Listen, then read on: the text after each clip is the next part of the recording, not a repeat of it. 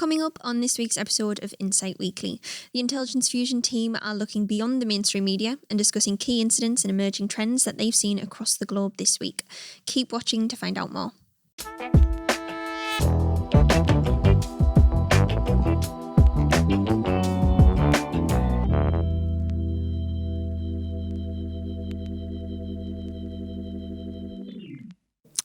Hello and welcome to another episode of Insight Weekly. Here in the office today, I am joined by analysts Matt Pratton and Vincent Fevrier, as well as being joined by Max Taylor and Viraj Patni remotely. This week, the team are providing analysis on key incidents or evolving situations from across the globe that may not have hit the news headlines this week. The IF team are, of course, still closely monitoring the Black Lives Matter movement, as well as the unrest we've seen since the murder of George Floyd, and the security, economic and societal repercussions of the ongoing global pandemic. If you'd like to head over to our social media channels, you can get more regular updates on everything that we report. I'll add some links into the YouTube description so that you can give us a follow. And of course, don't forget to subscribe to our YouTube channel to receive new Intelligence Fusion content direct to your inbox. Up first this week is Vincent, and you're talking to us about what you've been monitoring in Mexico this week. Yeah, so this week, since we're taking a step back from COVID-19 and from the protests that we've seen worldwide, I wanted to discuss Mexico.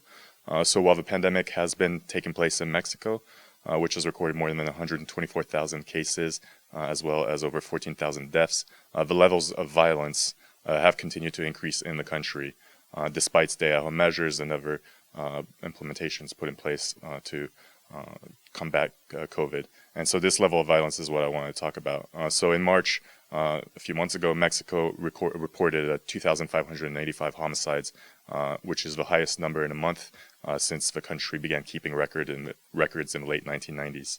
The levels of violence are leading 2020 towards beating the record of levels of violence that we saw in 2019. And the levels of violence are a blemish on the record of President Andrés Manuel López Obrador, whose strategy to bring crime rates down was to tackle the root causes of violence, but this strategy has thus far not worked. So one of the worst affected states in Mexico at the moment has been the state of Guanajuato.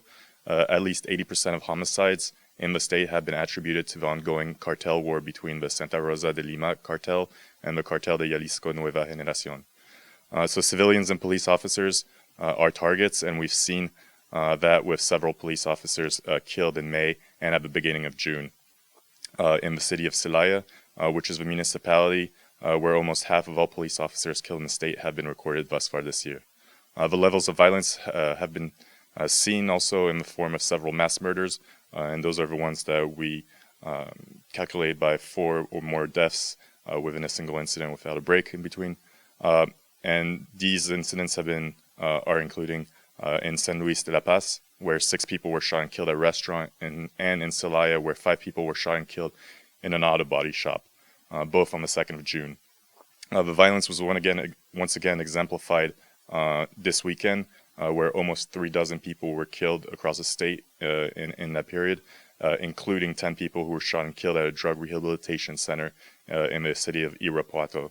So during this incident, the group was reportedly shot and killed by at least 3 gunmen, and 9 of the fatalities were pronounced dead at the center, while another was wounded, taken to the hospital, and later pronounced dead there.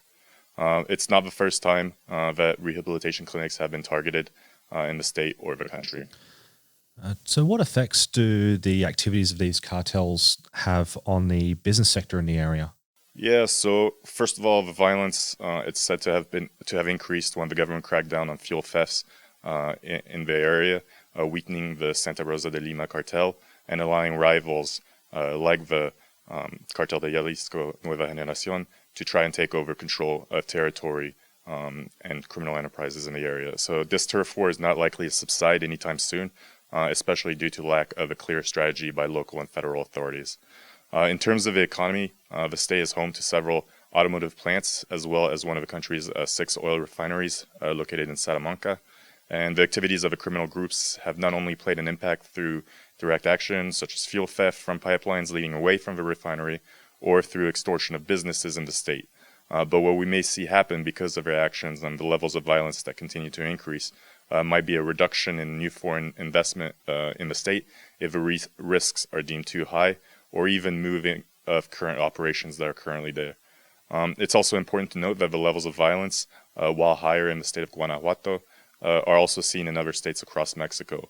COVID-19 measures have not impacted or restricted the levels of violence, and we've now seen protests break out in Guadalajara and Mexico City in regards to police brutality within Mexico, and primarily due to the death of a young man at the beginning of May. And these are in conjunction with, in the wake of the George Floyd murder in the United States as well. So the country is not only having to deal with ongoing pandemic, but a number of security and societal issues which have significant impacts on the economy. Thank you, Vincent. Next, we'll head over to Max, who leads IF's coverage in Asia and the Middle East. In particular this week, I think you'd like to discuss an upcoming offensive in Syria. Yeah, that's right, Laura. So this week, Syria has started to see an increase in artillery fire and airstrikes in Idlib province in the northwest of the country, and this is in the rebel-held area. And generally, there's always been artillery and airstrikes in this area, but the increase suggests that there's a Syrian government forces offensive in the making, and as a result, both sides have escalated forces in the area, and tensions are high. So before we go into the details, a bit of background on the conflict itself. The rebels in this rebel-held enclave are mostly backed by Turkish forces. However, there are some groups as well which are more separate from Turkey, such as Hayat Tahrir al-Sham, otherwise known as HTS, which is one of the biggest groups in this area. Although, whilst not all groups are backed by Turkey, there is still a very large presence of Turkish military forces in the Idlib region. Russian air assets have also been heavily active on the side of the Syrian government forces. So you've got Turkish-backed rebels on one side, they're opposed by the Syrian government forces, who are supported by Russian air assets, as well as a handful of Iranian militias, who are a bit more of a recent addition to the Idlib region. And they've been active during the fighting around here. So onto the offensive itself. Syrian Arab Army or Syrian government forces artillery fire has been targeting villages in the Jabal al-Zawiya area, which is in the west of Idlib. And Russian airstrikes have also very recently started in the same area after quite a few weeks now of no airstrikes. With that said, there has been occasional artillery skirmishing. Whilst this does seem quite normal for the area, these increases normally suggest there's a major offensive coming, and we've seen other evidence to support this as well. So the Syrian government has been moving forces into the area, including the 1st Armoured Division. These units have come from elsewhere in the country, particularly from Dara province in the south. And the rebels have responded to this increase in forces by moving their own fighters into the area. So fighters from groups such as the Turkestan Islamic Party, Hayat Tahrir al-Sham, who we mentioned earlier, and the National Liberation Front, who are a Turkish-backed force. In the past, these offensives have actually been quite successful on the side of the Syrian government. The support from the Russian airstrikes is a fundamental reason for this, simply because the rebels' defense of these regions is quite static, making them fairly easy targets for airstrikes. And over time, the rebel-held pockets been made smaller and smaller. And so it's hard to see how the rebel forces will be able to withhold this one, particularly as with every offensive, they've lost parts of their offensive capability, and this makes counterattacking very difficult.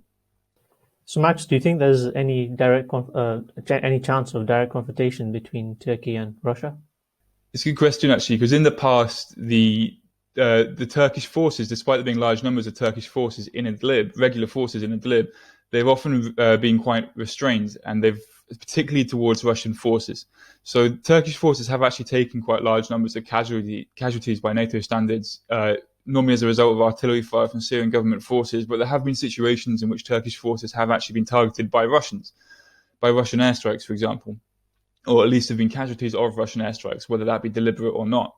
The response has often been quite muted, and if there has been a response at all, this has generally been in the form of Turkish artillery targeting Syrian government positions rather than retaliating against Russian forces.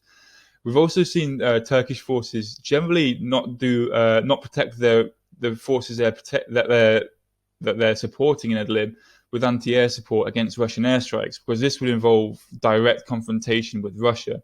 So generally, Turkey in particular, although Russia does show caution as well, Turkey in particular is quite reluctant to directly engage with Russian regular forces. With that said, I wouldn't be surprised if we see Turkey perhaps applying heavier weapons to rebel forces, which could then by extension be used against the Russians. For example, air defense systems, whether they be more sophisticated or quite limited ones, as well as ATGM missiles, which they've been supplying to the rebels for quite some time now. Thank you, Max. Back in the office here, Matt is up next with what he's seen across Europe this week. Cheers. Well, of course, there's been the Black Lives Matter protests being seen around the world, and of course, in many cases, they've descended into looting, riots, attacks on police, and recently seeing an increased tendency towards vandalising or destroying historical statues and monuments. In the UK, it's taken a bit of an interesting turn, is that these incidents have, of course, seen anger towards the actions of these protesters and also a perceived lack of effort by the police to stop that damage from occurring. In addition, following the destruction of the Edward Colston statue in Bristol, a page has been set up broadcasting locations of statues deemed to be legitimate targets around the UK for further vandalism and destruction. Now, when considering that with a lot of reporting that we've been coming across that there's been vandalism or destruction of statues like Abraham Lincoln, Sir Winston Churchill and Queen Victoria being vandalised, essentially, with any sort of upcoming protests, especially the ones seen with the Cecil Rhodes statue in Oxford, just about any statue or monument across the UK could therefore be deemed as a target for further vandalism. Now, what has also begun to emerge are various groups organising sort of demonstrations or guards to protect historical sites and war memorials across the country. Now, several have occurred already, and there is an upcoming demonstration this Saturday at Whitehall. Now, a lot of these demonstrations are aimed at protecting memorials and statues from further damage. Now, with this planned demonstration on Saturday, we've just come across some recent reporting of sort of a Black Lives Matter / Antifa kind of protest meeting being set up nearby at the Speaker's Corner in Hyde Park. Now, with previous protests we've seen with BLM and Antifa, there's been a willingness to engage in violent action, like sort of seen recently with protests in London, and even, of course, the one recently that started at the US Embassy in Battersea and went up to Parliament Square. Now, consequently, it's likely that the police will be out in numbers this weekend in London in order to try and keep the groups apart. And it's also worth mentioning that between Whitehall and Speaker's Corner in Hyde Park, there are numerous historical landmarks, businesses and apartments. So if there was a scenario where these two broad size groups were to clash, there's quite a bit of people and property in between that could get caught sort of in any sort of crossfire that occurs between any clashes. Now, looking at sort of courses of action with this upcoming scenario, probably the most likely course of action we can sort of see from what's going to be occurring on the weekend is that the right-wing groups will remain at their locations while the BLM Antifa sort of meeting that's occurring at Speaker's Corner in Hyde Park. They'll likely move from that location and try and head towards the protests that are occurring sort of Whitehall in an effort to try and sort of goad or provoke. But the police will likely keep those two groups apart and prevent that from happening. Considering most dangerous course of action, one can sort of see emerging as a most dangerous course of action is that as the meeting from Speaker's Corner in Hyde Park moves from there towards Whitehall, rather than actually moving to Whitehall to sort of goad and provoke, they would actually do a scenario of actually just vandalising any sort of historical monuments in between those two locations. And what would make that a more dangerous scenario is that, of course, they would, assuming that they would conduct the vandalism and then post the actions on social media. Of course, many people over at Whitehall would likely see that on social media, and that, of course, spark quite a bit of anger and draw them away from Whitehall, which would, of course, be a wider area for police to try and contain, which would, of course, be a lot more difficult. So, how could right-wing groups be drawn away from Whitehall and Parliament Square? I think Looking at what we've been logging with a lot of the recent vandalism, essentially it would be a case of say picking just about any sort of location between Speaker's Corner and Whitehall, and essentially start spray painting, spray painting a statue of any sort, posted up on social media, and assuming that they post it to sites that they know a lot of people who would be at Whitehall would monitor. Of course, word would get out from there, and it would, of course, start to actually provoke them at that location without actually physically confronting them, and would probably risk them sort of being drawn out from that location there. And another development been monitoring is on the 29th of May, they had an incident where at least 20,000 tonne of diesel oil is reported to have leaked from the Norilsk thermoelectric power station into the Abanaya River around the city of Norilsk in Siberia.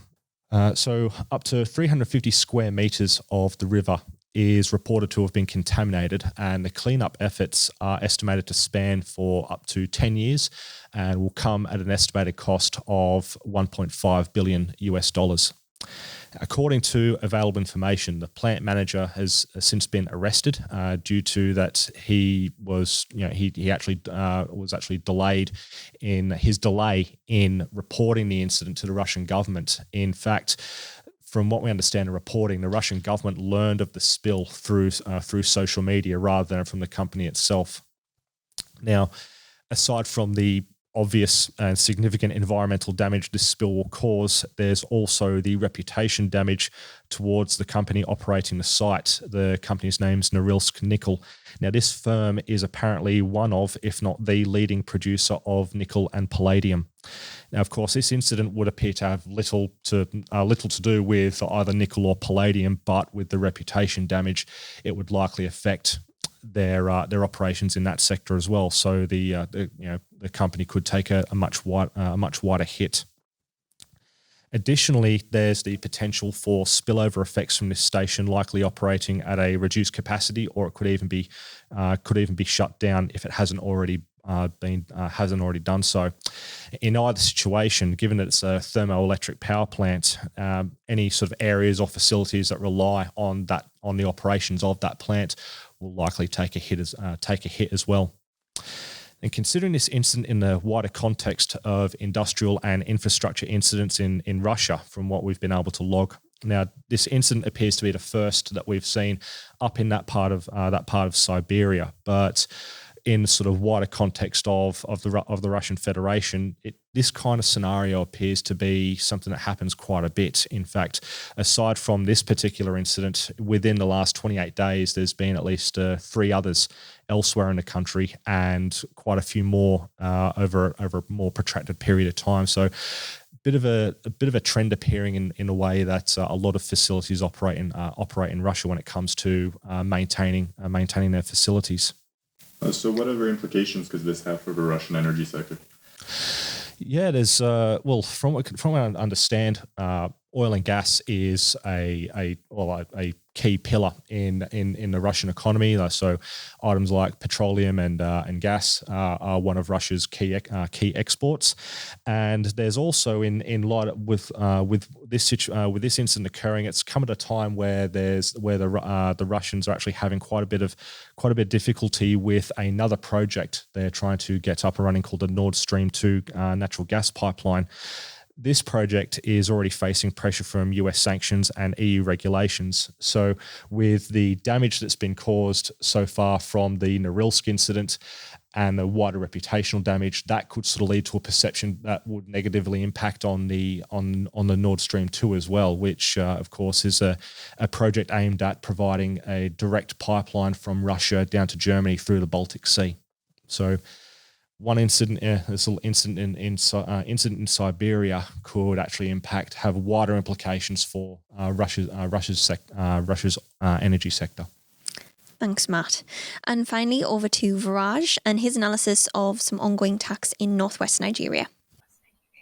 Thanks, Laura. So, since the end of May of this year, over 100 civilians have been killed, most notably in Sokoto and Katsina states in northwestern Nigeria, by so-called bandits. A lot of these attacks involve the rustling of cattle, kidnapping, and looting as well.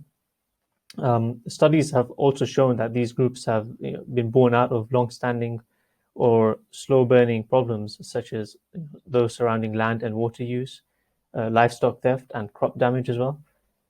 Climate change is also feeding this insecurity and destabilization. Now, attacks and insecurity has caused massive population displacement. It was only on April actually that the UNHCR said that some 23,000 fled into Niger, and a further 90,000 Nigerian nationals fled due to insecurity in the border areas. And what's also worrying is that ISIS and Al Qaeda have links to these groups operating in northwest Nigeria. And one of these groups, called Ansaru, is said to have links with the latter, as Al Qaeda. And ISIS are also said to have established links with communities. Actions taken to combat banditry has taken the form of state-level peace agreements and police and military land and airborne operations that have targeted bandit camps. Both the police and military have reported successes, but with hundreds, perhaps thousands of villages and forested areas used as hideouts by these groups, it will take considerable resource and time. There doesn't seem to be a holistic strategy that involves providing social support to populations in these affected areas to improve their living conditions. So, what are the implications of all of this? So there are implications for Nigeria and for the wider region. Population displacement will put pressure on local state resources such as policing and healthcare, and there are also risks of communal tension or fighting as herdsmen move south as they seek pasture for their flocks. So rising insecurity is also one of the causes of disillusionment and anti-government sentiment. There were just protests just this week in Katsina state against government inaction. It could lead to communities taking charge of their own security, which further risks aggravating the cycle of communal violence, as we have seen in Mali, central Mali. Similar dynamics could play out in neighboring countries such as Benin, where clashes have been recorded this year. In fact, I think it was just last week, between herders and farmers in the north. There are also, I think, regional implications. If the likes of ISIS and Al Qaeda were to gain a greater foothold in this region, they'd hold greater territory and perhaps grow in size and influence, posing a greater threat to countries such as Benin. And so the crisis in the Sahel and West Africa could grow in severity and complexity as well. Thank you, Viraj. And thanks to all of the analysts for joining me on this week's episode of Insight Weekly. If you enjoyed today's episode, please like, share, and drop us a comment on our YouTube channel. Ask us any questions, let us know your key takeaways, and you may just feature on next week's episode. And our clients, don't forget that you can actually use the tag Insight Weekly in your filtering options to take a closer look at the incidents that have supported this week's analysis. See you next week.